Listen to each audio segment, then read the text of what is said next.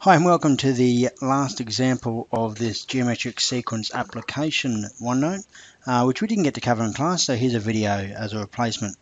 So the question asks you to first determine whether a set of data could feasibly follow a geometric progression, which means it's probably not going to be perfect, but it might be close. The second part of the question asks you to predict the number of ants in this location by the 10th week and compare to the prediction that's given, 2000, and then discuss the reliability of this claim.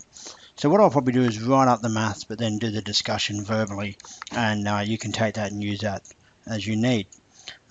Usually, when you have a second part to the question that asks you then to use a geometric sequence to make a prediction, it probably means that a geometric sequence is going to be a fairly reasonable approximation method for this sequence from part A. So just keep that in mind when you read a question. If it's got multiple parts, you might find that they link quite nicely. So here we go. I've just copied the table of data here, N and P, N being the number of weeks from 0 to 4, and P being the population of ants. Now, in this case, if this was a progression, then the term would be equal to AR squared, AR cubed, AR to the power of 4. That's what we're expecting to see. And we should have our A as 220, but then we should be multiplying by something common along the way. So what I'm going to do instead, because this is a little bit backwards, is I'm going to consider what happens if I divide, so this is my table for R, if I divide 253 by 220. In other words, I'm asking what number did I multiply 220 by to get to 253. And I'm going to do that again for 291 over 253 because that was the next multiplication. And then 335 divided by 291, and then 385 divided by 335. And so I'll just do those quickly now on the trusty calculator. 253 divided by 220 is equal to 1.15, and 291 divided by 253 is equal to 1.1502, just to keep it obvious that it's not perfect. 335 divided by 291 is equal to 1.1512, and 385 divided by 335, that's equal to 1.1492. Now, these all round to two decimal places to 1.15. So I think we can safely predict that this is a fairly reasonable geometric progression. And we can see that 1.15 is approximately the R value, and that's a 15% increase each week in the ant population. So that's perfectly good to use. Now, technically, what we would do is A R to the power of 4 divided by A, which is term 4 divided by term 0,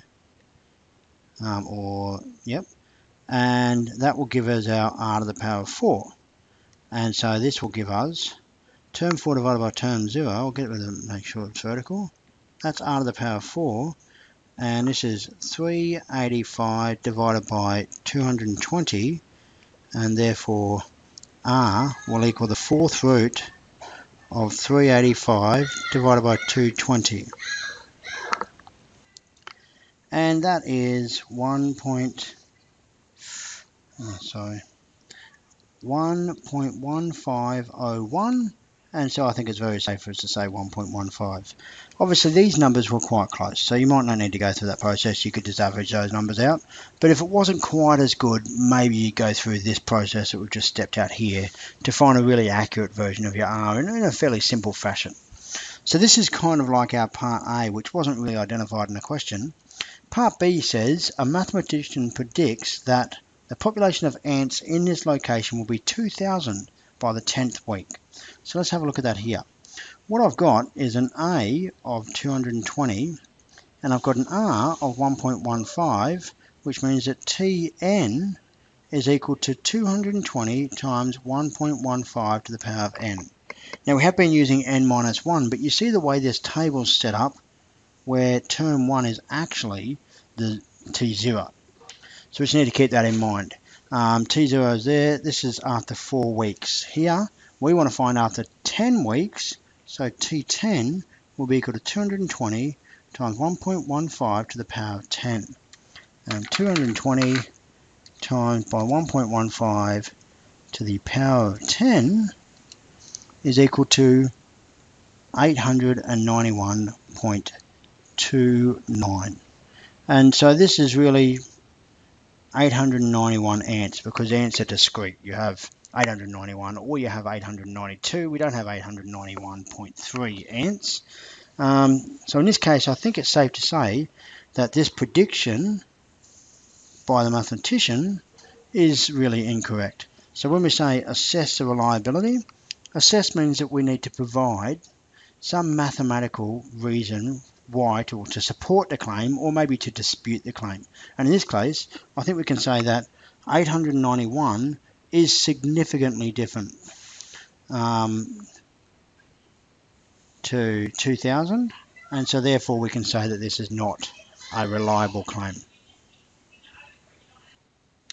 And thanks for watching. If you have any other questions, pop me an email and I can make some more videos. All the best.